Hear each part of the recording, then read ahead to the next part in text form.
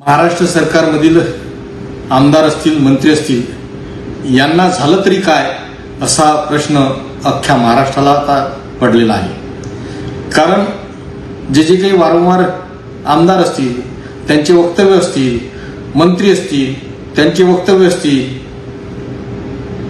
किंवा जे काही आज सभागृहात कोणी खेळत आहे, कोणी पुढ्या मागत आहे, कोणी कुठल्या गोष्टीचं बाबतीत बोलत आहे, तर ही जी काही प्रवृत्ती आहे, मग अक्षरशः सभागृहात रमी खेळण्यापर्यंत हा जो प्रकार चालू आहे, हा महाराष्ट्राची मान खाली घालणारा आहे, तो निंदनीय आहे।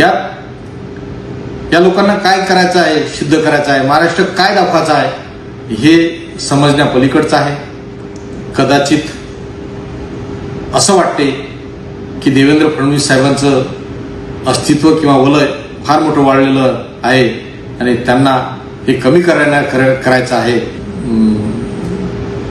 काय सूचित करायचं आहे त्यांना, तर मला असं वाटते की देवेंद्रजी फडणवीस साहेब यांचं जे वलय वाढलंय, अस्तित्व वाढलंय, ते अस्तित्व कमी करण्यासाठी हा वारंवार प्रयोग, मग मंत्री महोदयांचे वक्तव्य असतील, आमदाराचे वक्तव्य असतील, किंवा इतर आमदारांचं वागणं असेल, तर हे सातत्यानं चालू आहे।